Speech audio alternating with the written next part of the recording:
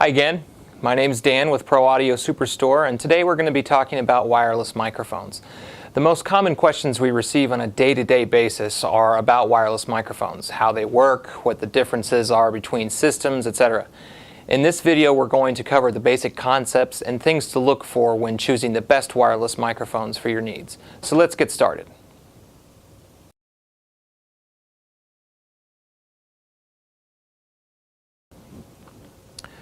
First, we're going to cover the basic components included with a wireless microphone. In general, there are three main components to a wireless microphone system. They are the microphone, the transmitter, and the receiver. We'll start with the obvious one first, the microphone. The microphone is the component of the system that everyone is familiar with. It's the element that takes the sound of your voice or instrument and converts it into an electrical signal that can be used for amplification through a sound system. For a handheld wireless microphone like this one, the microphone refers to the capsule on the top of the microphone that is pointed at the sound source. On other systems, the microphone refers to either the clip-on microphone, like a lapel, or a head-worn or ear-set microphone.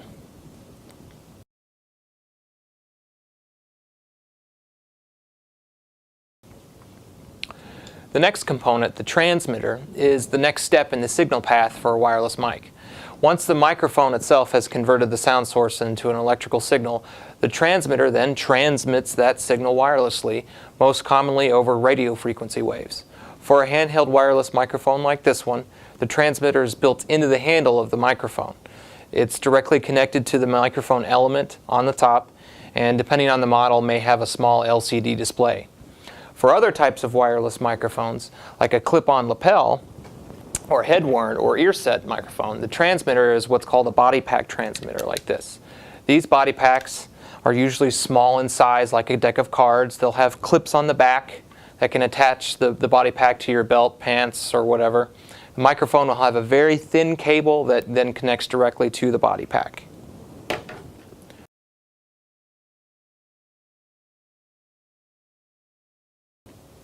The third component is the receiver. It receives the transmission being sent by the transmitter. The receiver is then connected with a patch cable to a microphone input on your sound system.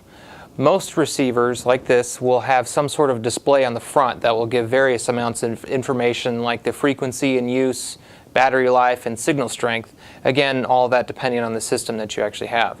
The receiver is where you'll do most of the initial setup the first time you power on your new system and any time you take your system to a new location. If I had to guess, the most frequently asked question we receive is whether or not two wireless microphones can be used with one receiver. The simple answer is no, because most wireless microphones use radio frequency waves, or RF, for transmission. You can think of it like the radio in your car. Your car's radio is the receiver and can only tune to one station or frequency at a time. Also, you couldn't have two radio stations transmitting their stations on the same frequency in the same town, as they would interfere with each other and you wouldn't be able to clearly tune to one or the other. This same concept applies to wireless microphones. When using multiple wireless microphones in the same area, each microphone needs to transmit its signal on a unique frequency. The receivers can only tune to one frequency at a time, therefore each microphone needs its own receiver. So the next inevitable question that we get is, well, what about the systems I've seen on the market that claim they're dual or quad channel system? Well, the same concept is actually at work here. All they have done with those systems, like this, is put two receivers in one larger box. It may only be one piece of equipment, but they have multiple receivers inside, usually sharing a pair of antennas with an output for each microphone.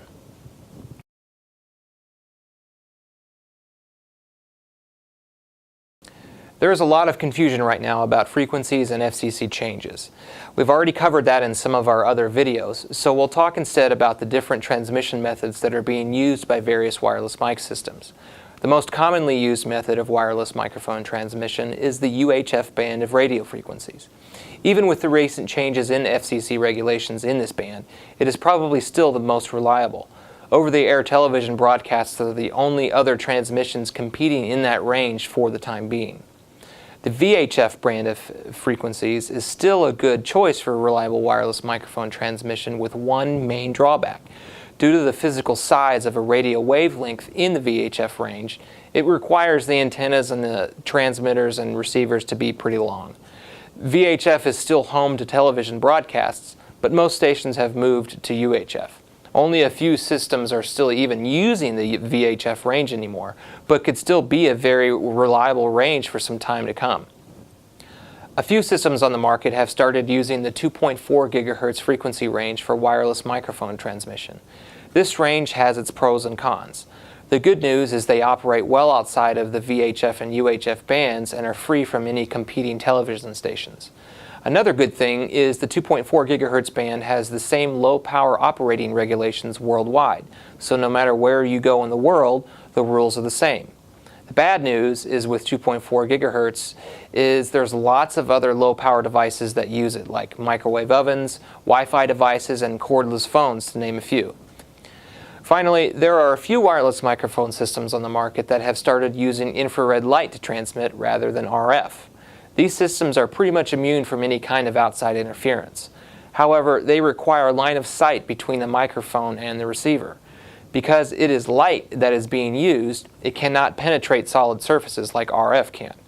Remotely mounted infrared sensors must be placed throughout the area and hardwired back to the main receiver to maintain line of sight throughout the area in use.